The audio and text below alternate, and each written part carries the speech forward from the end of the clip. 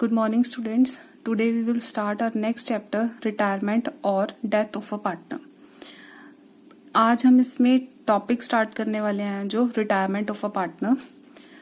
जैसे एक फर्म में पार्टनर जो है एडमिट हो सकता है with the consent of the other partners, ऐसे ही फर्म में एक पार्टनर जो है वो रिटायर भी हो सकता है. जब एक पार्टनर फर्म से रिटायर हो जाता है तो उसकी पार्टनरशिप जो है फर्म से खत्म हो जाती है. Retirement of a partner means that a partner ceases to be a partner of a firm. Ceases का मतलब है पुट्स एन एंड, मीन्स कि पार्टनर जो है अपनी पार्टनरशिप जो है उसकी उस फर्म से बिल्कुल खत्म हो गई है. अब वो उस फर्म का पार्टनर नहीं है. रिटायर होने से पहले एक पार्टनर को नोटिस देना पड़ता है 15 दिन पहले, 1 महीना पहले. जैसे कि फर्म की पॉलिसी होगी कि उसको नोटिस देना पड़ेगा कि मैं रिटायर हो रहा हूं. कई बारी अपनी मर्जी से, कई बारी किसी को डिस्प्यूट हो जाता है फर्म में, तो वो बोल देता है कि मैं फर्म से रिटायर हो रहा हूं. उसको नोटिस देना पड़ेगा उसके रिटायरमेंट के लिए 15 दिन पहले, 1 महीना पहले, जैसे भी फर्म की पॉलिसी होगी कि मुझे रिटायर होना है. जब पार्टनर जो है फर्म से रिटायर हो जाता है तो ओल्ड पार्टनरशिप जो होती है हमारी, ओल्ड पार्टनरशिप वाला एग्रीमेंट जो हमारा पार्टनर्स के बीच में होगा वो क्या हो जाएगा, वो खत्म हो जाएगा और न्यू पार्टनरशिप एग्रीमेंट जो है वो स्टार्ट हो जाएगा. वो किसके बीच में स्टार्ट होगा, जो पार्टनर्स रह जाएंगे. जैसे for example A, B and C 3 partners हैं. 3 में से जो बी है वो रिटायर हो रहा है. जब बी रिटायर होगा तो जो एग्रीमेंट था ए, बी और सी के बीच में वो खत्म हो जाएगा. बी के रिटायर होने के बाद एक नया एग्रीमेंट होगा किसके बीच में, ए और सी के बीच में. तो जो रिटायरमेंट है वो भी एक रिकॉन्स्टिट्यूशन का ही एक मोड है.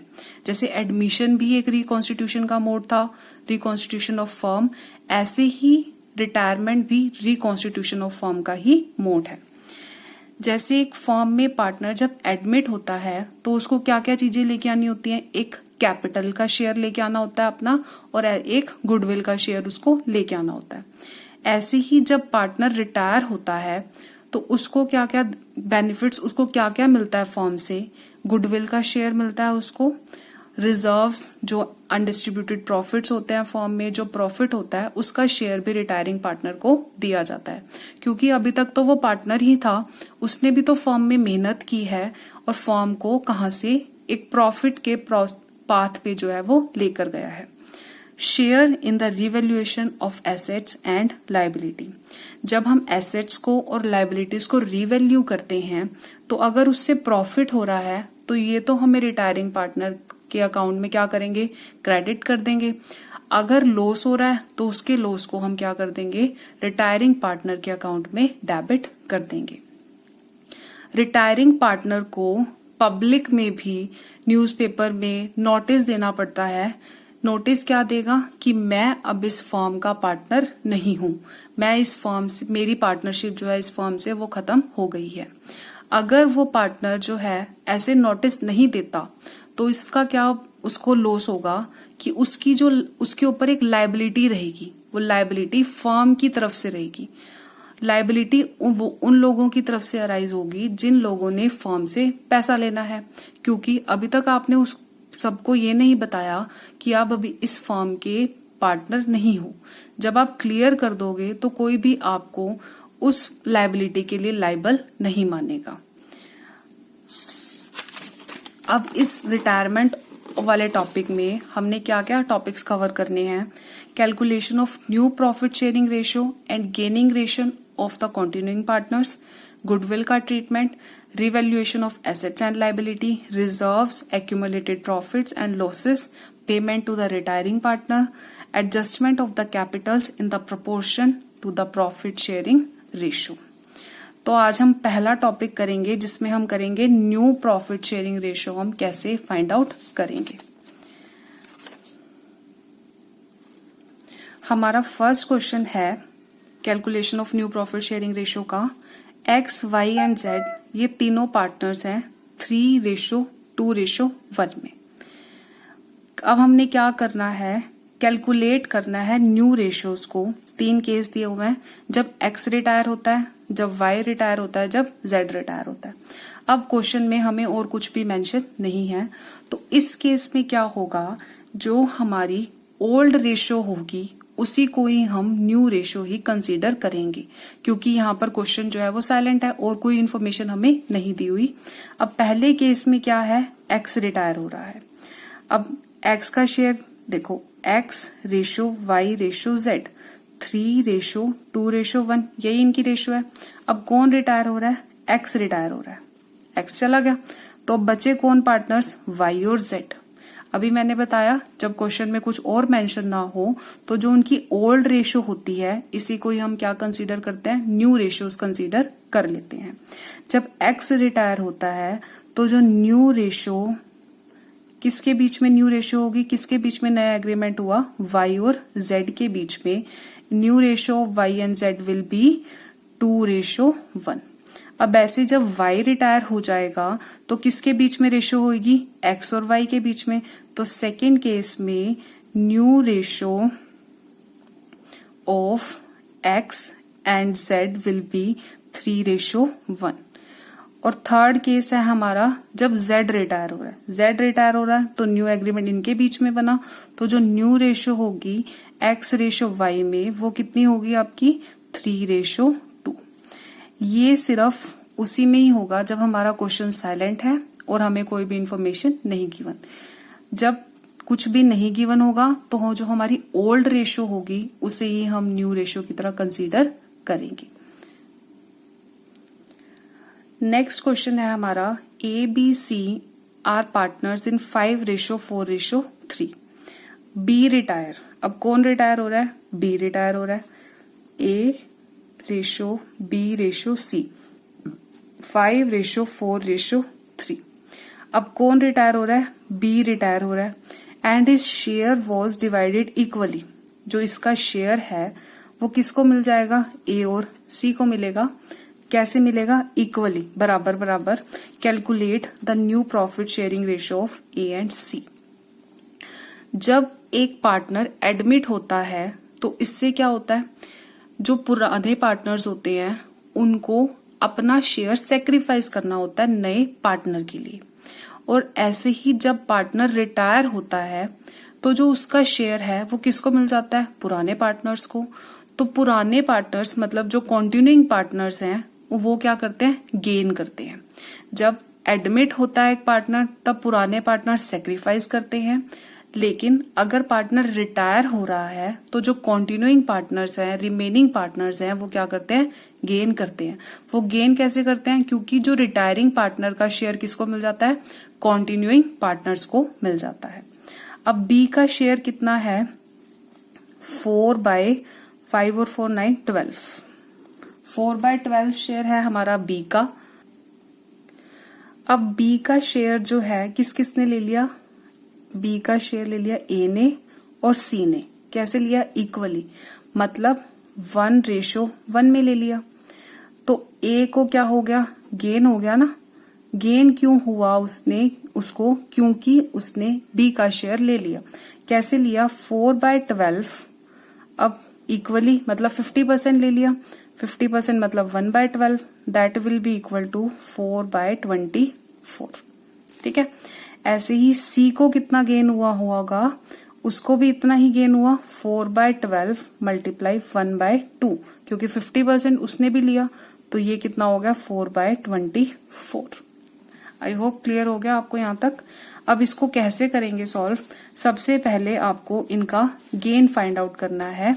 किस किस ने गेन किया, एक तो ए ने गेन किया, एक सी ने गेन किया। तो पहले दोनों का गेन कितना कितना हुआ, ये उसका शेयर है बी का, और हमें कितना गेन हुआ, हमें 50% मिल गया। तो 4/24 गेन ए को हुआ, 4/24 ही गेन किसको हुआ, सी को गेन हो गया। अब हमने क्या निकालनी है, इनकी न्यू रेशो। अब न्यू रेशो कैसे फाइंड आउट होगी, पुराना शेयर कितना है ए का, 5/12। अब गेन हुआ, ये शेयर भी तो मिल गया उसको, तो कितना हुआ यहाँ पर 24, 10 + 4, दैट इज इक्वल टू 14/24। ऐसे ही सी का न्यू शेयर रेशो क्या बनेगी, न्यू शेयर क्या बनेगा सी का, पुराना शेयर उसके पास था 3/12 प्लस 4/24, इसको नया मिल गया, गेन कर लिया उसने, तो 24 इज द एलसीएम। तो अब ये कितना हुआ 6 + 4 दैट इज 10/24। तो ए और सी की न्यू रेशो क्या 7:5। बी रिटायर हो रहा है और बी का शेयर है हमारे पास 5/15, यही शेयर है। और ये जो शेयर है किस किस ने ले लिया, ए ने लिया है और सी ने लिया है, और किस रेशो में 3:2 में। तो मतलब जो 5/15 शेयर है बी का, उसमें से 3/5 हिस्सा तो किसने ले लिया, ए ने ले लिया, और 2/5 हिस्सा किसने ले लिया, सी ने ले लिया। तो मतलब ए को कितना गेन हुआ, 5/15 में से कितना शेयर मिला उसको 3/5, तो 1/15 गेन हुआ हम ए को, और 2/15 गेन हुआ सी को। तो अब इसकी न्यू रेशो निकाल लेंगे हम। ए का न्यू शेयर विल बी, ए का ओल्ड शेयर है हमारे पास 7/15 प्लस कितना गेन हुआ उसको 3/15 दैट इज 10/15। सी का न्यू शेयर कितना बना, सी का शेयर था पहले 3/15, 2/15 उसको गेन हो गया, तो टोटल उसका बन गया हमारे पास 5/15। ए और सी की न्यू रेशो कितनी बनी 10/10:5, मतलब 2:1। यहां तक तो हमारा क्वेश्चन कंप्लीट हो गया। नेक्स्ट पार्ट देखो, इसमें क्या है, immediately D is admitted for 1/3 share of profit. अब इन्होंने क्या किया, ए और सी तो पार्टनर्स यही दोनों रह गए थे, इन्होंने डी को क्या कर लिया, एडमिट कर लिया। अब कितने शेयर के लिए, 1/3 शेयर ऑफ प्रॉफिट, डी का शेयर है 1/3। अब आगे देखो, 1/4 of which was given by A. 1/3 में से 1/4 तो किसने दे दिया, ए ने दे दिया, ठीक है। And remaining share was taken equally from A and C. ये लाइन दोबारा पढ़ते हैं, 1/4 ऑफ विच मतलब 1/3 का 1/4 मतलब 1/3 मल्टीप्लाई 1/4। ये जो 1/3 उसका शेयर है, उसका 1/4 हिस्सा किसने दे दिया, ए ने दे दिया। और बाकी का जो रिमेनिंग शेयर है, बाकी का कितना बचा, टोटल शेयर तो डी का कितना है हमारे पास, टोटल शेयर ऑफ डी 1/3, ठीक है। ए ने कितना शेयर दिया है, ए ने सेक्रीफाइस कितना किया, 1/3 मल्टीप्लाई 1/4, 1/4 दिया ना इसका 1/3 का, तो 1/12 तो ए ने सेक्रीफाइस कर दिया। बाकी का शेयर कितना बचा, remaining share of D will be, total हिस्सा कितना है उसके पास 1/3, एक 1/12 किसने दे दिया, ए ने दे दिया, तो बाकी कितना बचा 4 - 1 3/12, ये उसका रिमेनिंग शेयर आ गया। अब remaining share was taken equally from A and C, जो ये 3/12 हिस्सा बच गया था, अब ये किस किस से ले रहे हैं, वो ए से भी ले रहे हैं और सी से भी ले रहे हैं। मतलब जो 3/12 हिस्सा है, इसमें से 50% ए देगा इस शेयर में और 50% ही सी देगा। तो ए ने और भी सेक्रीफाइस किया, सेक्रीफाइस कितना हुआ 3/12 रिमेनिंग शेयर है, उसमें से 50% मतलब 1/12 किसने दिया, ए ने दिया। सी ने कितना सेक्रीफाइस किया, 3/12 टोटल है, उसमें से 1/2 मतलब 50% इसने दिया। तो 3/24 सेक्रीफाइस ए ने किया और 3/24 सेक्रीफाइस सी ने किया। अब आपने यहां देखा, ए ने 2 बार सेक्रीफाइस किया, एक बार तो उसने शुरुआत में ही दे दिया 1/3 जो टोटल था उसका 1/4 तो ए ने कर ही दिया, और फिर ए ने यहां पर भी सेक्रीफाइस किया, तो मतलब ए ने टोटल 2 टाइम्स सेक्रीफाइस किया। तो अब इस क्वेश्चन को करना कैसे है नेक्स्ट वो मैं आपको बता देती हूँ। देखो पहले क्या था, रेशो जो थी ए की और सी की वो थी हमारे पास 2:1। अब डी इज एडमिटेड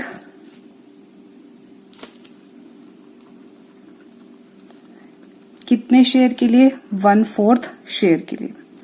तो ए ने सेक्रीफाइस कितना किया, A sacrifice in favour of D is equal to 1/4 multiply 1/3 that is 1/12। ये भी मैंने आपको बताया। अब बाकी का जो रिमेनिंग शेयर बचा, remaining share of D is equal to 1/3,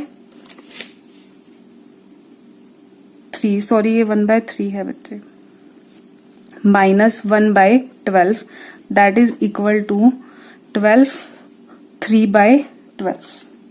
अब ये शेयर किसने दिया, अब A sacrifice is equal to 3/12 multiply 1/2 that is 1/8।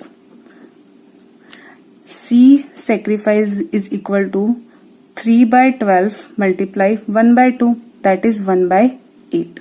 ये तो इनका सेक्रीफाइस हो गया, एक ए ने ये भी सेक्रीफाइस किया। अब हमने न्यू रेशियो निकालनी है। ए न्यू शेयर, ए का ओल्ड शेयर कितना है, 2/3 था। अब माइनस कर देंगे ए ने कितना सेक्रीफाइस किया। ए ने सेक्रीफाइस एक 1/12 किया है, वो माइनस कर देंगे। ए ने एक सेक्रीफाइस 1/8 किया है, तो आप इसको भी क्या कर दोगे, माइनस कर दोगे। तो जब इनका एलसीएम लोगे तो एलसीएम आएगा 24, 3 ये आएगा 8, 16 minus 2 minus 3 that is 11/24। And C का न्यू शेयर आएगा, सी का ओल्ड शेयर कितना है, 1/3 माइनस सेक्रीफाइस सिर्फ सी ने एक ही बार किया है, माइनस कर दोगे 1/8, LCM would be 24, 8 minus 3 that is 5/24। तो ए रेशो सी कितना आया, 11/24 रेशो 5/24। तो इनकी रेशो बनी 11:5। आई होप आपको ये क्वेश्चन जो है वो अच्छे से समझ आ गया होगा। यही था हमारा आज का लेक्चर। यही जो हमने कैसे न्यू प्रॉफिट शेयरिंग रेशियो जो है निकालनी है वो आज हमने सीखी है। आई होप आपको आज का लेक्चर समझ आ गया होगा। Thank you.